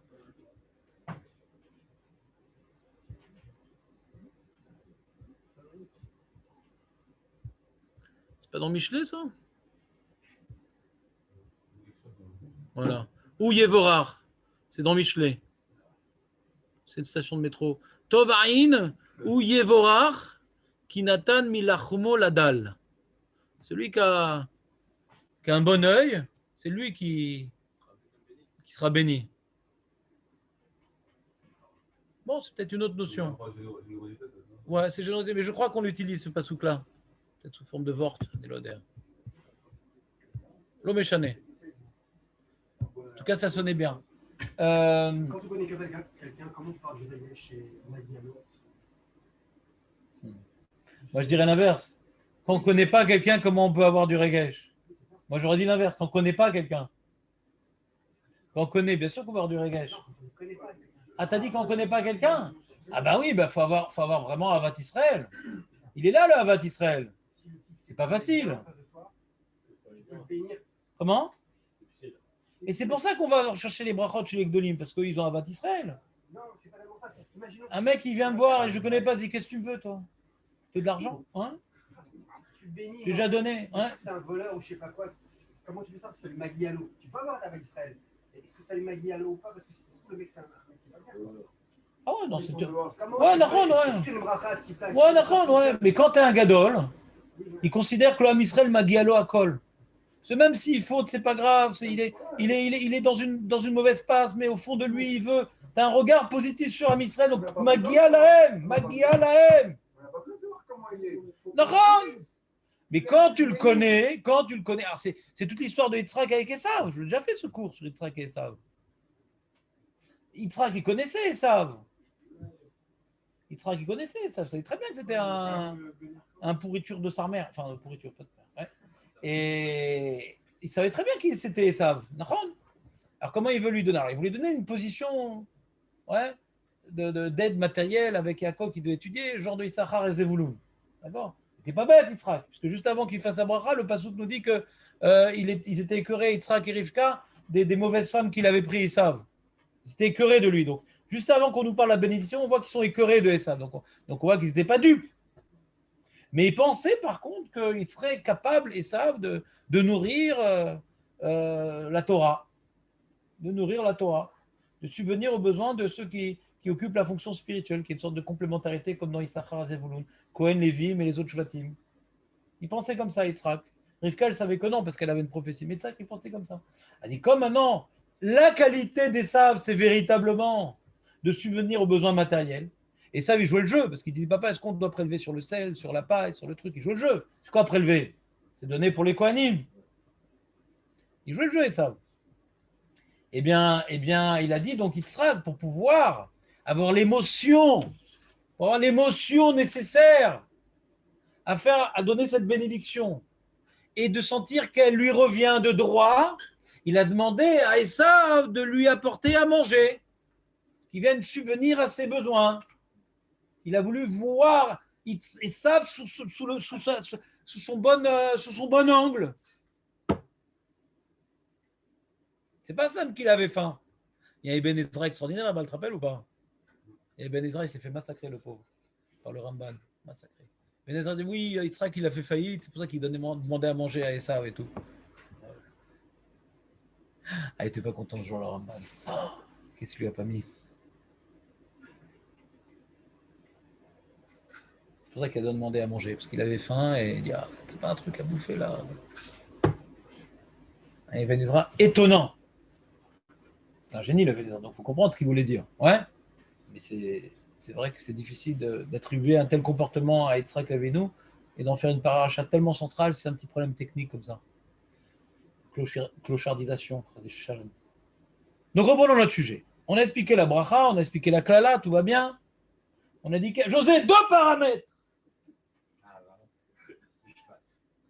Regesh et Mishpat. Et le Regesh, il a une influence sur le Mishpat. Qu'est-ce qu'il y a? Ça marche mieux pour la glaque que pour la... Exactement. Et c'est pas comme la tfila. Parce que la tfila, c'est pas un koar. C'est une doléance que j'envoie à Hachem. Mais il n'y a aucun koar. C'est Hachem, il donne ou il ne donne pas. Mais là, je m'affile un koar. Il y a un koar de donner, un koar de reprendre. La malédiction, c'est un koar. Il y a une épée de Damoclès qui est sur la tête de... Il y a un din sur quelqu'un. Ouais. Et moi, je viens justifier le din. Quel pourri, reste-moi pourri. Vient, soi-disant, à la synagogue pour parler, pour dormir. Et Zarma, je vais à la synagogue, c'est comme ça, il n'a pas besoin de mettre la table pour aider sa femme. Et Bémet, c'est vrai. Il a tout touché juste, le mec. Alors, cette avéra, ce mensonge, cette hypocrisie qui génère un certain nombre de punitions potentielles, je les ai réveillées. J'ai réveillé un koar latent.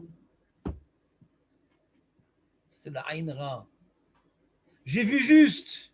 Pourquoi ce même koar dans le côté positif, on a l'impression qu'il marche moins bien? Je sais pas, je connais pas des statistiques, on n'a pas les mêmes. Non, on a l'impression que... Qui c'est qui a l'impression? Je sais pas, j'ai l'impression. Bah d'accord, mais j'ai pas la même impression. C'est plus facile d'aller les Nachel Michou que de l'Ismoir, enfin, Simcha Shelo. Ah, non, pourquoi c'est plus dur? Bah parce qu'on a des mauvaises vidantes.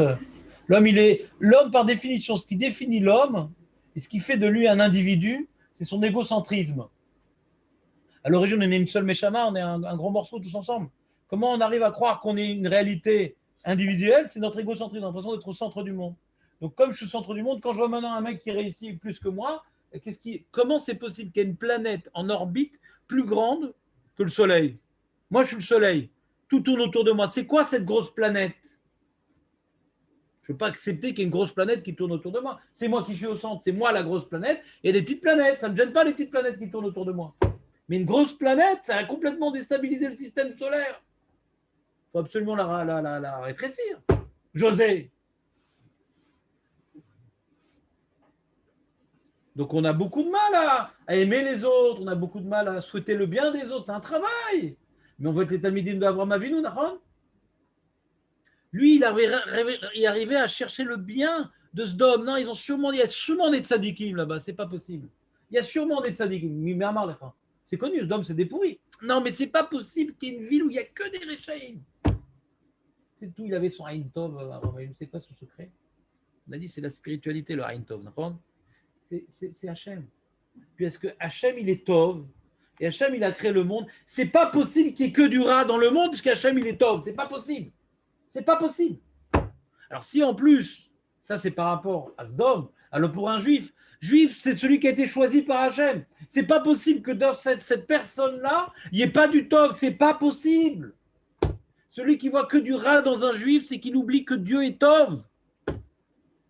Puisque Dieu est Tov, sa création est Tov. Alors c'est vrai que quelqu'un, il arrive à limiter le Tov qui est en lui, mais l'annuler, c'est pas possible. Il n'y a que du Tov, il y a du Tov. Hachem, il a créé le monde. C'est un manque d'émouna Hachem quand on ne voit pas le Tov. Qu'il n'y ait pas que du Tov, je suis d'accord. Mais qu'il n'y ait plus de Tov, c'est pas possible qu'il n'y ait plus de Tov. Surtout pour un juif, c'est pas possible. Ce qui nous manque dans ce développement. Pourquoi un rachat, Ouais. Pourquoi un rachat, on ne doit pas le juger en personne? C'est par rapport à moi. C'est par rapport à moi. Pour ne pas être influencé par lui. Il y a un grand problème dans la vie, c'est qu'on est influençable. Donc il y a une mitzvah de détester le rachat. Pourquoi? Parce que si j'ai un copain, ouais, je l'aime beaucoup, il m'a rendu service, mais il est un petit peu bizarre au niveau des mœurs, c'est un petit peu, il vole et il truc, il a une société qui vole, qui ruine des gens, etc. Mais il m'a rendu tellement de services. Donc, bon, c'est vrai, il a ce défaut-là. Moi, j'ai eu une fois cette expérience-là. Je venais un jour dans une certaine communauté, il y avait un mec, il avait ces sociétés-là de gestion de portefeuille, vous savez ou pas? Et hein? Voilà, gestion de son portefeuille et tout. Alors il voulait me donner de l'argent, il voulait m'amadouer quoi, pour que je devienne son pote. J'ai dit, moi, tu fais des avérotes, c'est ton choix. Ouais. Tu as sûrement des qualités. Alors, il faisait plein de mitzvot, il faisait des teilim pour les enfants, il faisait des trucs, il étudiait, nanana, pour avoir bonne conscience. Et moi, je devais le voir comme un rachat, pour pas être influencé. C'est pas si grave, ouais. Il m'a dit, ouais, j'ai essayé d'arrêter une fois, mais après, j'ai essayé de travailler normalement, j'ai vu que j'arrivais pas, j'ai trop de frais, ma femme, mon truc, nanana. J'arrive à faire que ça, et sinon, je gagne 1000 shekels par mois, je m'en sors pas et tout. Il voulait me faire de pitié. Je dis, non, dans ma tête, c'est un rachat. Et c'est un garçon très gentil, très sympathique, ouais. Vraiment, pas Asta, mais on sent vraiment qu'il est gentil, mais il s'est laissé emporter dans une histoire. Mais moi, il faut que je vois qu'il soit rachat pour continuer à diaboliser cette chose-là. Sinon, on relativise. Quand il me parle, je regarde les petits vieux qui sont en train de faire leur crise cardiaque parce qu'il les a complètement pris toute leur retraite. Il faut que je vois cette image-là. Il faut que je juge sur ça pour ne pas relativiser cet avéra. C'est pas si grave de voler. Donc, je dois me protéger. On laisse ça de côté, c'est un gros sujet. De détester les rachats, c'est un sujet délicat. C'est quoi un rachat? C'est quoi un truc? Je ne veux pas rentrer dans ça. Moi, je veux finir mon sujet. Et la question que j'ai sur tout ça, hein, ouais. Donc lui, on voit la force de Bilam. C'est donc, j'avais une mara à vous faire, c'est dommage, c'était sympa cette mara-là. Comment je vais faire? Mince, il reste que 5 minutes, c'est important. On peut rester jusqu'à 10h30. Hein. Ouais, j'ai un collègue après. Elle a marqué Rabbi aussi Bar Yehuda Omer Shne Malaché Asharet Melavim Ole Adam Berev Shabbat Mi Bet Knesset Lebeto. Il y a 2 anges qui nous accompagnent. Echad Tov et Echad Ra. Il y a l'ange Tov et l'ange Ra. Ou Kesheba les Beto Matzah. Et quand tu arrives, il voit la maison, il y a le nerf qui est allumé, il y a la table qui est mise. Ouais.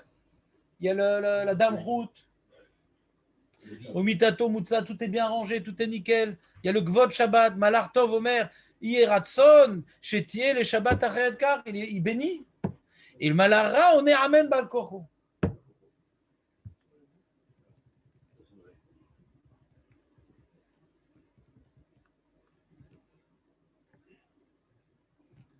Il y a des situations où même le Malara, il doit répondre Amen.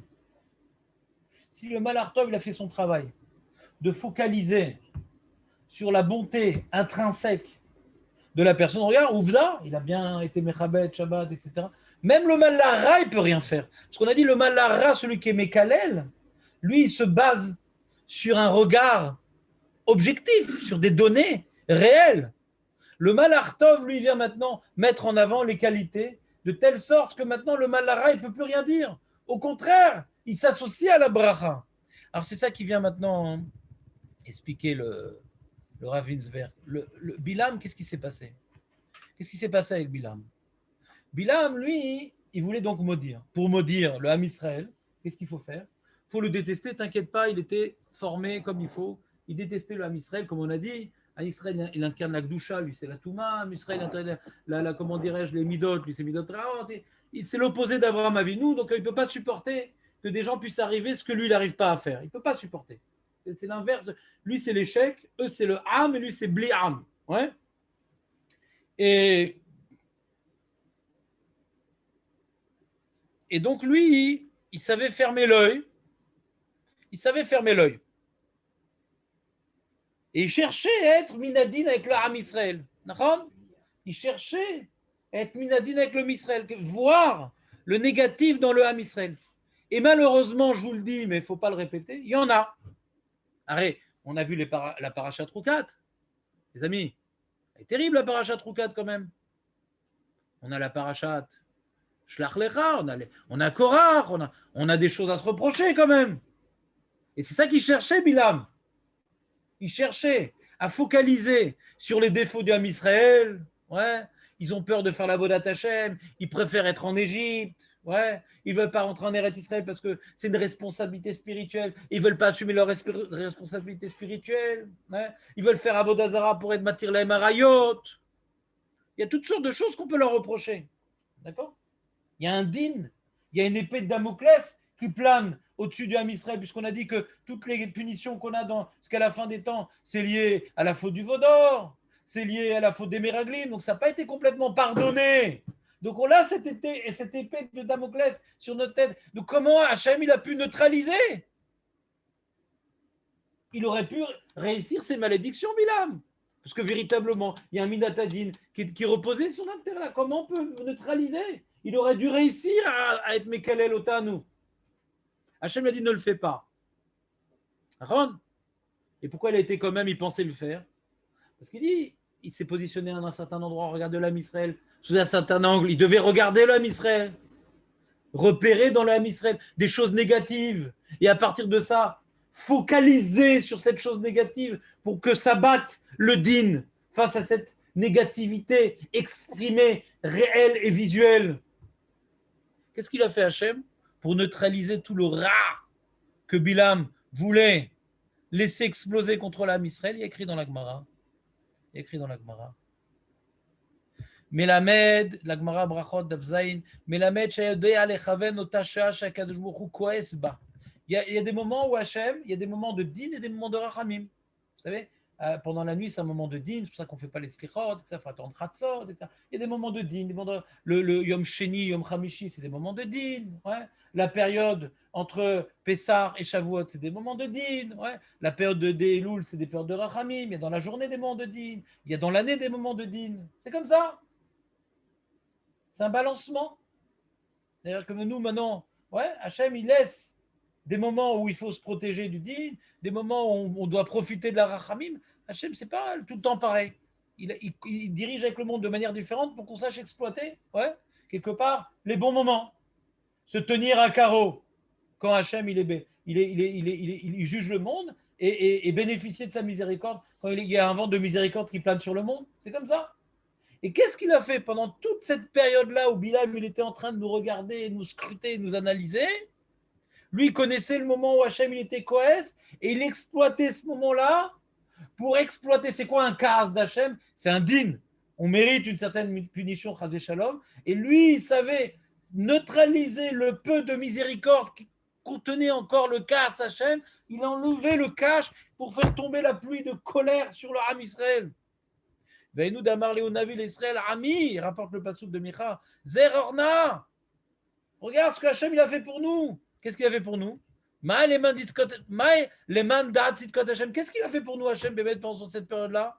Amar Abelazar, Amarlem, Akadosh Baruch Hu Israël, Deu, Kamad, Sitkot, Asiti, Machem, Shelo, Kaasti, Bime, Bilam, Aracha. Il a supprimé tout comportement de din. C'était une période entièrement de Rachamim. Il a retenu, dans le monde, Hachem, il a créé un monde où il y a du din et du Rachamim. Il y a du Yom, il y a du Laïla. Il y a du Chaim, il y a du Mavet. C'est un monde avec une certaine dualité. Nous, notre travail, c'est de voir l'unicité divine dans ces. Les goïms, ils disent non, il y a le yin, il y a le yang, il y a les forces du mal, les forces du bien. Hachem, il a créé ces deux vents, les vents de colère et les vents de miséricorde, pour un Dieu en erreur, l'homme, et pour du mérite à Israël de dire Akol Echad, Hachem Echad. Mais il a créé ces deux énergies qui laissent croire qu'il y a deux forces opposées, Chazé Shalom. Donc il y a ces deux énergies qui existent dans ce monde. Mais tout vient d'Hachem. Et là, il a supprimé, il a tout bonnement supprimé une réalité inhérente au monde qu'il a créé, que normalement dans le monde, il y a ces deux énergies. Et il y a une possibilité d'exploiter cette énergie négative pour les sorciers, pour les Rovdei Avodazara, pour ceux qui maudissent, qui leur laissent croire que Hachem ne domine pas le monde et qu'on peut aller dans son dos faire des choses, Chazé Shalom.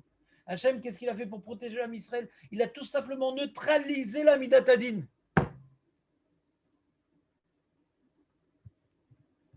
Chez Ilmale Kaasti, si j'avais laissé ma anaga, mon comportement de Kaas, avoir une place durant cet épisode de Balak et Bilam, l'homme Ishtayer Misonem Shesrid ou Palit, l'homme Israël aurait entièrement disparu, tellement les malédictions de Bilam étaient précises.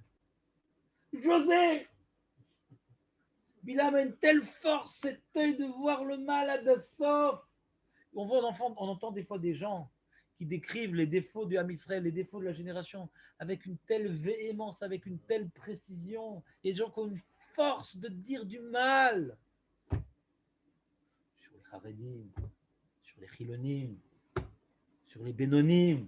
Il prend un sujet, il arrive à te diaboliser le truc, incroyable. Et t'écoutes, il bémet, c'est vrai ce qu'il dit. C'est vrai. Si tu fermes un œil. C'est vrai. Il aurait réussi une telle diabolisation du Ham Israël qu'il aurait exploité tout la midat d'Akadosh Baruch Hu. Le Ham Israël aurait disparu, nous dit la Gemara. Disparu. Ce que Haman n'a pas réussi à faire, ce que Amalek n'a pas réussi à faire, Bilam, il aurait réussi. Donc il ne s'est pas trompé, Balak, quand il a embauché Bilam. Il ne s'est pas trompé.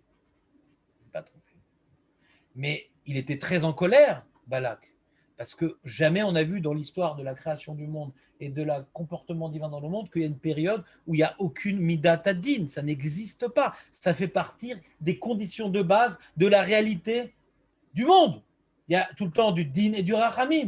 Il ne voyait pas ça Il n'arrivait pas à voir le din parce qu'il n'y en avait pas.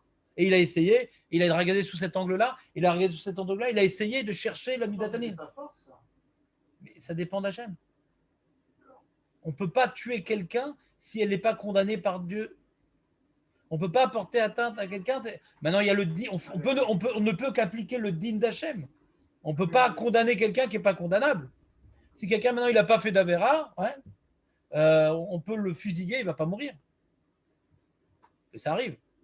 Il y a des cas comme ça, quelqu'un, Loya Nixar Alav Mita, parce qu'il n'a pas fait une Avera. Il n'a pas fait une Avera où il méritait la mort. D'accord ? On peut l'égorger, on peut lui tirer dessus. Il sera peut-être blessé parce qu'il a peut-être fait des avérotes qui blessent. Mais mourir, il ne mourra pas. Il y a des mecs comme ça, l'avion il s'est effondré, tout le monde est mort et lui, il n'est pas mort. D'accord. Loya Nixar Alav Mita. Comme il dit le Chazonish, quand tu vois un avion qui s'écrase et que tout le monde est mort, les gens ils disent que le moteur est tombé en panne. Mais comment on doit regarder la chose? Non. Comme ils étaient tous Rav Mita, ils ont fait tomber le moteur en panne. C'est comme ça qu'il faut regarder la. Le problème dans ça, c'est que. Oui, c'est un grand problème. Trop bon, compliqué d'être trop bon. Parce qu'après, les gens, ils jugent de. Ouais. Après, gère le problème. Moi, je t'explique un fondement. À toi de gérer le problème après. C'est pas grave. Donc, attends, si on résume, parce que là, c'est l'heure. Ouais. Ils jugent de ça. On peut pas comme ça. J'aimerais vous résumer quand même l'idée. J'aimerais vous résumer en 3 points ce shiur-là. C'est un shiur qui développe beaucoup de notions du Rav Mintzberg. J'ai rajouté des choses, mais pas énormément. Donc, si vous voulez le voir dans le Ben Meler. On avait une question à l'origine. C'est quoi la force de Bilam? C'est la question qu'on avait à l'origine. C'est quoi la force de Bilam? Ouais. Est-ce que c'est un manipulateur, comme dit le Even Ezra? Est-ce que c'est un astrologue? Est-ce que c'est un navi? Est-ce que c'est un truc? Ouais. Alors, il était un peu navi, mais il était surtout un grand maudisseur.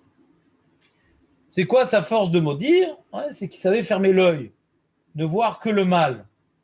Aïn ra'a. Ne savoir que le mal. Il savait détester et il savait focaliser sur les éléments dans la personne qui lui faisaient mériter la punition divine. Il savait ne voir que cela. Ne voir que cela et faire abstraction de toutes ses qualités. Ça, c'est la force de Bilam. Et Hachem nous a protégés. Pourquoi? Parce que le Ham Israël avait des défauts. Le Ham Israël avait des défauts. Et Bilam, il a recherché les défauts du Ham Israël. Il a regardé l'Ham Israël, il a regardé comment il se comportait, regardé, etc. Et Hachem, il a fait qu'il n'a rien vu de répréhensible dans le Ham Israël. Et même dans ses inspirations prophétiques, il a cherché dans l'intériorité du Ham Israël des choses négatives, se laisser inspirer. Et qu'est-ce qu'il s'est laissé inspirer? Là, il a dit que du bien. Parce que comme il n'y avait pas la Midat Hadin, comme il n'y avait pas la Midat Hadin qui reposait à ce moment-là, alors qu'est-ce qui s'est passé? Donc il n'a pas vu les défauts du Ham Israël. Qu'est-ce qu'il a vu? Il n'a pas menti. Toutes les brachot de Bilam sont vraies. Pourquoi les klalotes sont devenus brachot? Il aurait pu rester bouche bée. Grâce à Bilam, on a vu les qualités du Ham Israël. Il n'a pas pu voir les défauts. Et comme il a recherché l'intériorité du Ham Israël, il a dû dire les qualités. Du coup, il ne le voulait pas. C'est ce que lui a reproché Balak. Mais lui, il a recherché à regarder le Ham Israël. Comme il n'y a pas la Midat Hadin, il n'a pas pu voir leurs défauts. Mais il a dû regarder le Ham Israël, il a dû dire ce qu'il a vu. Et même lui qui détestait le Ham Israël, il a dû voir les qualités du Ham Israël. Donc ces brachot, elles sont objectivement les éléments qui décrivent les qualités du Ham Israël. Vous comprenez ou pas comment ça marche? Donc le vrai miracle, c'est qu'Akadosh Baruch Hu a masqué complètement la Midat Hadin. C'est ce que dit Agmara. C'est ce que dit Agmara. Parce que tout ce qu'il dit, la Gemara dans Brachot d'Avzaïn. D'Avzaïn. Brachot. Elle était même grande en vérité, la Midat Hadin à ce moment-là. Oui. Tout à fait. Tout à fait. Elle était immense. Et Hachem, qu'est-ce qu'il a fait? Non. Hachem, il a regardé, comment il a masqué la Midat Hadin? Hachem, il a regardé le Tov du Ham Israël. Quand Hachem regarde le Tov, c'est ça la Midat Hadin. Et en vérité, c'est lié au shiur de la semaine dernière. Dan, t'as écouté le shiur de la semaine dernière, c'est dommage. Le shiur de la semaine dernière, on a expliqué la dernière année des 40 ans, c'était la Rachamim d'Hachem. C'est un vent de Rachamim qui a soufflé sur l'Am Israël. C'est pour ça que ceux qui devaient mourir ce Tchabéav, ils ne sont pas morts. C'était tout le cours la semaine dernière. T'as raté, c'est intéressant. C'était aussi un autre Rav Mintzberg. Donc c'est le lien entre les deux parachutes. On voit la dernière année des 40 ans, la Midat Rachamim d'Adjourkou, Hachem, quelque part, dit ça y est, maintenant ils ont été punis, ils devaient mourir, ils devaient être punis pendant 40 ans. Non, Hachem, il aime bien lâcher du lest. Allez, 39, ça suffit. 39, ça suffit. Donc la dernière année, tout ce qu'il devait avoir comme malédiction et punition. Et là, il est venu Bilam durant cette année de Rachamim, où ils ont quand même fauté, ils ont quand même été punis sur un certain nombre de choses. Mais il y avait une volonté délibérée d'Adjourkou de nous juger en bien. Donc Bilam, il est venu au mauvais moment en vérité. La miséricorde divine, a fait que Hachem ne voulait voir en nous que le bien. Donc Bilam, qui voulait se laisser inspirer par la prophétie, par la parole divine, n'a pas pu s'inspirer du din. Il voulait s'inspirer de la Midat Hadin divine. Il n'a pas pu. Hachem, il a fermé. On peut toujours s'inspirer de la Midat Hadin divine. Là, non. C'est une période particulière dans l'histoire de l'humanité où Hachem, il n'a absolument pas laissé sa Midat Hadin s'exprimer. C'est ça, les tzidkot Hachem qu'il a fait. C'est pas un moins grand miracle que la sortie d'Égypte.